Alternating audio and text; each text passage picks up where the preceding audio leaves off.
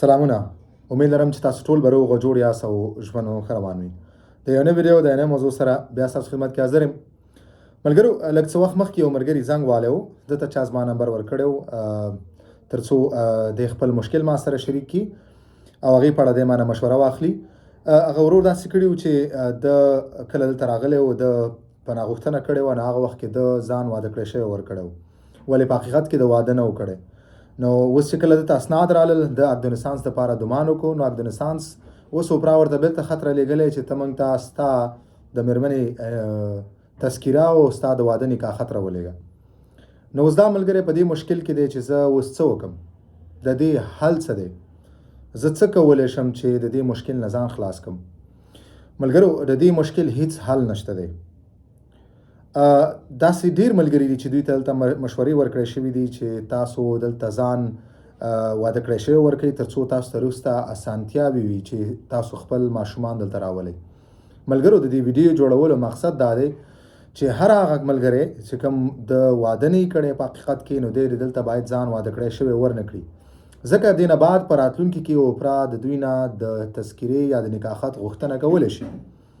لکه څنګه چې دغه ملګری دې مشکل سره اوس مخ دی، دا ملګری اوس خپل اګدونسانس ته منتظر دی، دته تر هغې پورې اګدونسانس نه راځي تر څو پورې چې د خپلې مېرمنې تذکیره یا نکاح خط اوپرا ته نه یې لیږلی. او هر کله چې ستاسو اګدونسانس نه راځي، نو ستاسو کاخت سجوغ نه راځي، او ستاسو کاخت سجوغ چې نه راځي، ستاسو تدخې د ویاج نه راځي. او ستاسو به تدخې د ویاج او کاخت سجوغ چې تاسو سره نه تاسو سفر کولی شئ او نه د فرانسې نه تاسو بیرون وتلی شئ. نو ګورئ، دغه ملګری اوس د یو غټ مشکل سره مخ دی. اوس دغه ملګری ښه پوهه ملګری دی، ده ته دغه مشوره ډېرو ملګرو ورکړې چې ته اوس نه باید ځان واده کړی شوی ورکړې تر څو تا ته وروسته اسانه وي چې ته خپل مېرمن او خپل بچي دلته فرانسې ته راولې.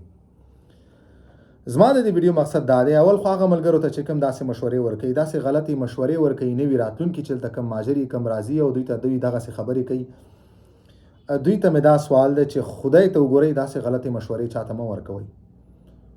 او هغه ملګري چې دلته کوم نوي راځي، دا ښه اکثرا دي کې ښه پوهه ملګري دوی دغسې غلطیانې کوي. دوی ته مې دا خواست دی چې تاسو کوشش وکړئ دلته چې ستاسو کوم هغه اصلي حالت یې، هغه تاسو حقیقي حالت یې، هغه تاسو باید دلته ورکړئ. که چیرې تاسو واده نه یې کړی، نو ځان دلته باید مجرد ورکړئ، ځان باید واده کړی شوی ور نه کوئ، ځکه یو دروغو دپاره به تاسو سل نور دروغ وایي. او نن سبا تاسو ته وطن کې هم حالات معلوم دي، دلته هم درته حالات معلوم دي چې تاسو دغه اسناد جوړول، هغه هم دروغ جعلي اسناد جوړول چې کوم دا یو غیر قانوني کار دی، دا څومره سخت دی. نو تاسو دغسې مشکل نه ځان لرې وساتئ، دې نه تاسو دغسې غلطې مشورې مه منئ. خاص کر چې کوم نوي راغلي ملګري، هغه د دې نه بعد دلته پناه غوښتنه کوي یا دوی دلته ازلونه کړي، دوی انټرویو ته منتظر دي، نو داسې غلطیانې تاسو مه کوئ، داسې غلطې مشورې مه اورئ. ستاسو چې کوم حقیقي حالت وي، تاسو هغه حقیقي حالت دلته په خپل انټرویو کې هم بیان کړئ او تاسو په خپل کیس کې هم ورکړئ.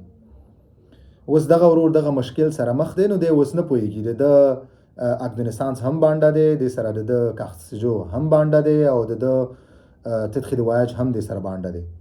نو اوس دی نه پوهېږي چې دغه مشکل نه ځان څنګه وباسي. نو دغسې غلطیانې تاسو مه کوئ.